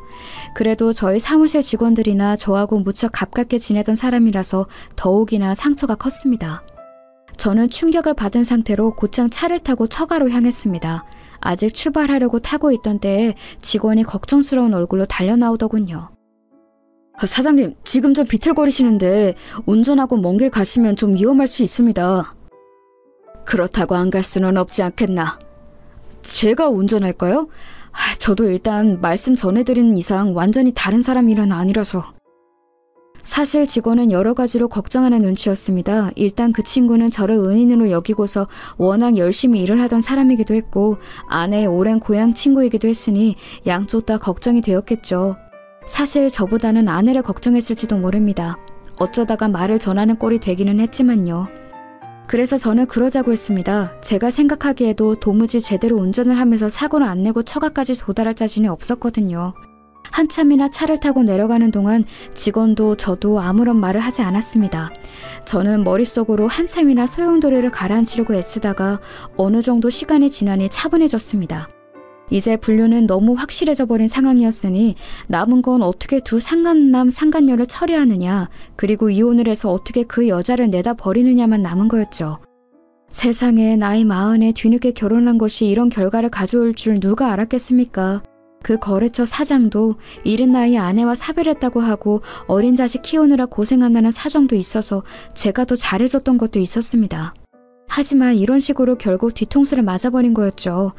한참이나 달려서 내려간 끝에 처가가 있는 곳에 당도했습니다. 처가 마당에 낯설면서도 익숙한 차가 서 있는 것을 보고 정수리에서 피가 빠지는 것 같더군요. 같이 있던 직원이 말을 더듬었어요. 저거 거래처 사장님 차네요. 알고는 있지만 그래도 눈으로 확인하는 건 또 완전히 다른 일입니다. 장모님이 사시는 집이기는 해도 일단 제 명의로 매매한 곳이기 때문에 저한테도 열쇠가 있기는 했죠. 비밀번호를 눌러서 들어가는 잠금장치인데 대면 열리는 종류의 전자열쇠 말입니다. 그래서 저는 그 열쇠를 대고서 곧장 아무런 사전 경고도 없이 집 안으로 들어갔습니다. 아니나 다를까 현관에도 남자의 신발이 놓여 있었습니다. 안쪽에서는 고소하고 향긋한 냄새와 더불어서 하하호호 웃으며 이야기를 나누는 목소리가 들려왔습니다. 저는 현관 중문 바깥에 서서 멍하니 그 소리를 듣고 있었죠. 아니, 나는 이렇게 근사한 삽입감을 우리 딸이 데리고 올 줄은 몰랐어. 어쩜 이렇게 사람이 체격이 좋고 중후할까? 그럼 엄마, 내가 기다리랬잖아요. 그러니까. 칭찬 감사합니다. 제가 왔을 때와는 사뭇 다르게 아주 화기애애한 분위기였습니다. 대체 제 어디가 그렇게 마음에 안 들었던 것일까요?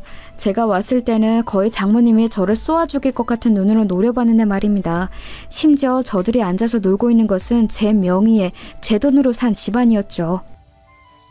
우리 딸이 법적으로 절차만 다 밟아서 끝나고 나면 전 남편 떨궈내고 우리 사위랑 행복하게 잘 살 거야. 지난번 그놈 진짜 지긋지긋했다. 나도 그래 엄마. 적당히 이집하고 재산만 잘 갈라서 받아내고 갈라서야지. 모녀는 그런 식으로 입방정을 떨면서 저를 씹어대더군요. 속 좁고 촌스러운 남자, 왜소한 데다 남자로서의 매력이라고는 없는 남자. 저는 중문 너머로 안에 있는 이들을 지켜보았습니다. 멀쩡한 식탁도 놔두고서 거실 탁자에 둘러앉은 3명이 아주 분위기가 좋더군요. 장모님은 거래처 사장이 자기 접시에 음식을 다 먹은 것 같자 얼른 일어나서 가운데 있는 냄비에서 듬뿍 또 한 그릇을 퍼내서 건넸습니다. 배부르다면서 손사래를 치던 거래처 사장은 또 낼름 받아서 그걸 먹더군요. 내가 씨암탉 잡은 걸세. 이게 얼마나 귀한 손님한테만 대접하는 건지 알긴 하나? 우리 딸한테 잘해줘야 해. 우리 딸이 자네가 얼마나 매력적인지 나한테 어찌나 수다를 떨었는지 아주 내가 귀에 딱지가 다 앉았어. 장모는 유쾌하게 말하면서 거래처 사장의 등을 두드렸습니다. 사장도 아주 기쁘다는 듯이 웃으면서 허허 대답했고요. 아내는 아주 거래처 사장한테 혼이라도 빼줄 듯한 기세로 턱을 괴고 앉아서 사장을 지켜보고 있었습니다. 여태까지 저는 장모님한테 제대로 된 밥 한 그릇을 얻어먹은 적이 없었죠. 다 식어 빠진 밥에 냉장고에서 꺼내 먹다만 반찬들, 아내조차도 신혼 초에만 저한테 식사를 제대로 챙겨주었고 최근으로 오면서부터는 아예 식사를 챙기지도 않았습니다.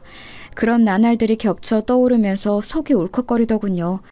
곁에 직원이 걱정되는지 움찔거렸지만 그와 상관없이 저는 중문을 벌컥 열고 들어갔습니다. 서로 아주 화기애애하게 수다를 떨며 식사를 하던 세 사람이 갑자기 열린 문 때문에 깜짝 놀라서 저를 쳐다봤죠. 아내가 너무 놀랐는지 입을 떡 벌리고서 저를 불렀습니다. 여보? 당신 어떻게 여기에? 아니, 자네 왜 여기에 있나? 여기 어떻게... 아니, 이게 그... 아내와 장모 모두 당황해서 무어라 설명도 하지 못한 채로 말을 더듬어댔습니다. 거래처 사장은 처음에 아예 무슨 일인지 파악조차 못하는 것 같더군요. 사장님? 사장님이 여기 왜 오신 건지... 아니, 여기 무슨 거래하실 거 있으셨나요? 거래처 사장은 정말로 아무것도 모르는 얼굴로 순진하게 저한테 물어봤습니다. 저는 가만히 그를 노려봤지요. 솔직히 그 거래처 사장은 불륜남, 아내를 꿰어낸 나쁜 상간남이라고 생각하고 있었는데 지금 보니까 아예 제가 아내의 남편이라는 걸 모르는 것 같았습니다. 안에서 들었던 대화 내용으로 미루어 보아서는 분명히 아내가 이혼 절차를 밟고 있는 중인 사실상 돌싱이라고 생각했던 것 같았고요. 이게 말이 되나 싶었는데 생각해보니 거래처 사장은 사실 제 아내를 만날 일이 없었습니다.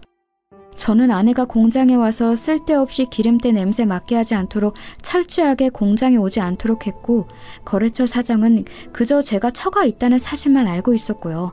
평상시 따로 만나서 식사나 술을 같이 하기는 했지만 딱 거기까지인 관계였으니 제 아내가 누구인지 알 턱이 없었습니다. 거래처 사장은 잔뜩 긴장한 아내와 장모를 보면서 잠시 어리둥절한 표정이 되더군요. 사장은 잠시 아내와 저를 번갈아 보더니 여전히 사태 파악이 안 되는 모양이었어요. 그 사이 아내는 저한테 달려와서 얼른 제 손을 잡았습니다. 여보, 어떻게 지금 왔어요? 제가 지금 저분이 저 남자분한테 빚진 게 있어서 잠시 대접하는 중이었어요. 그래. 내가 그래서 좀 나한테 도움을 준 분이라서 내가 대접하고 있는 중이었네. 사위한테도 안 주는 씨암탉 잡았어요. 그쵸? 잔뜩 음식 차려놓고 대접하고 계시네요. 거래처 사장도 일어나서 저한테 다가왔는데 의아한 표정이었습니다. 당연하겠죠. 사장님도 제가 사람 잘못 봤네요. 현재 결혼 상태인 제 아내하고 따로 만나고 계시다니, 심지어 처가에 와서 씨암탉 대접까지 받고 계시다니 놀라운데요? 예? 네? 이게 무슨... 사장은 눈치를 보면서 저와 아내를 번갈아 봤습니다. 아무리 이혼 절차 중이라고 알고 있었다고 해도 엄연히 법적으로 결혼 상태인 여자와 불륜을 저지른 거였죠. 거래처 사장의 잘못도 컸습니다. 아내가 벌벌 떨면서 저희 옷자락을 잡은 걸 보더니 그제야 거래처 사장은 무슨 상황인지 알겠는 모양이더군요. 사장은 당황한 얼굴이 되어서 떨기 시작했습니다. 그러면서 제 앞에 허리를 숙이고서 얼굴색이 창백하게 변했습니다. 죄송합니다, 사장님. 사장님 아내인 줄 정말 몰랐습니다. 제가 정말로 몰랐습니다. 제가 그 말은 믿을 것 같은가 보죠? 정말입니다, 사장님. 정말입니다. 거래처 사장은 덜덜 떨면서 저한테 정말 몰랐다고 애원에 애원을 거듭했습니다. 사실 지금 그 거래처의 실질적인 거래는 저희밖에 없었으니 당연하겠죠. 사실 원자재의 질이 그리 좋지도 않았고 가격 경쟁력도 없는 거래처였는데 순전히 제 호감과 호의만으로 거래가 유지되고 있는 곳이었으니까요. 당연히 지금 저희와 갈라서게 되면 그 사장은 사업이 완전히 나락으로 가는 거였습니다. 그걸 잘 아는 거래처 사장은 제 앞에 무릎을 꿇으면서 애원했습니다. 사장님, 저는 정말 사장님 아내인지 몰랐습니다. 알았다면 만나지 않았을 거예요. 이제 와서 그런 소리는 아무런 의미가 없어요. 저는 저 여자가 지금 이혼 준비 중이라고 곧 갈라설 거라고 해서 만난 것 뿐입니다. 정말입니다. 아무런 증거도 없이 그런 소리를 믿었나 보군요. 게다가 아무리 이혼 준비 중이라고 해도 법적으로 엄연히 결혼 중인 여자죠. 말하자면 사장님은 제 아내를 꼬여내서 상간남 짓을 했다는 이야기입니다. 이제 그쯤 되니 저는 더 이상 화도 나지 않더군요. 아무리 제가 남편인지 몰랐다고 해도, 그리고 이혼 절차를 밟고 있는 중이라고 알았다고 해도 분명하게 상간남인 건 확실했습니다. 이혼 절차 중이라고 알았다는 건 다른 말로 하면 혼인관계 중이라는 사실을 알았다는 것도 되었죠. 엄연히 법적으로 남편이 있는 여자와 사귀면서 장모랍시고 그 모친 집까지 와서 밥을 먹고 앉아 있었다니, 제가 생각했던 그 사람과는 완전히 다른 됨됨이었던 겁니다. 기어코 거래처 사장이 벌벌 떨면서 울기 시작했습니다. 냄새가 났던 걸 보면 오줌도 좀 지렸는지 모르겠어요. 아무런 베이스도 없이 그저 저희 회사와의 거래를 통해서 한 달 벌어 한 달 먹고 사는 사람이었으니 당연했을 겁니다. 아예 살아갈 길이 막막한 거였으니까요.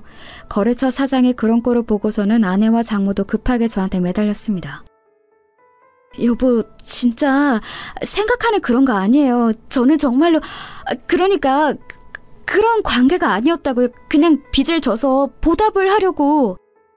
지금까지도 그런 말이 먹힐 거라고 생각하는 건가? 진짜 답이 없네. 어처구니가 없더군요. 장모도 뭔가 횡설수설하면서 저한테 매달리려고 했지만 저는 그 이유를 알았습니다. 바로 지금 사는 이 집마저도 제가 사줘서 살게 해준 것이었기에 쫓겨나서 당장 길에 나앉게 될까봐 두려운 거였겠죠. 아내와 장모가 벌벌 떨면서 저한테 매달리는 것을 뿌리치고서 저는 곧장 차를 타고 올라와 버렸습니다. 함께 갔던 직원은 말없이 차를 운전해 주었고요. 섣불리 저를 위로하려 하지 않아서 그것도 고맙더군요. 결국은 이혼할 수밖에 없었습니다.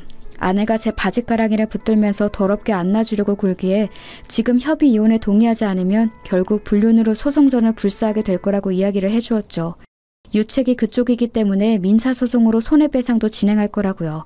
아내는 제가 어떻게든 그렇게 할 거라는 사실을 눈치채고서 결국 협의 이혼에 동의할 수밖에 없었습니다. 그러면서 장모님이 살고 있는 집만은 어떻게 안 되겠냐고 애원했지만 제가 그걸 봐줄 이유도 없었죠. 당장 나가라고 하고서 집이 비워지자마자 다른 사람한테 팔아버렸어요.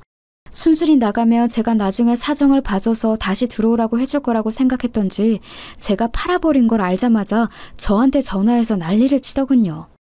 물론 제가 그 꼴을 그냥 두고 볼 이유도 없었습니다. 다시 한번 이런 전화를 하면 경찰에 신고할 거라고 알려준 뒤에 전화를 차단해버렸죠.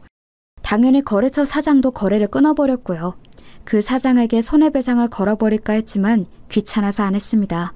어차피 긁어낼 수 있는 위자료도 얼마 없을 만큼 가난한 인간이었던지라 아마 저희와의 거래가 끊겨서 그대로 나앉았을 거예요. 대신 아내의 고향 친구였던 직원은 승진해서 직급을 높여주었습니다. 그 친구만큼은 이번 사태에서 제 편에 서주었던 사람이었으니까요. 나름의 고마움의 표현이었습니다. 이렇게 갈라서고 나서 저는 여태까지 혼자 지내고 있습니다. 더 이상은 어떤 여자도 믿지 못할 정도로 상처받았기 때문에 연애는 해도 결혼은 더 이상 하고 싶은 마음이 들지 않네요. 여러분도 배우자를 너무 믿지 마시기 바랍니다.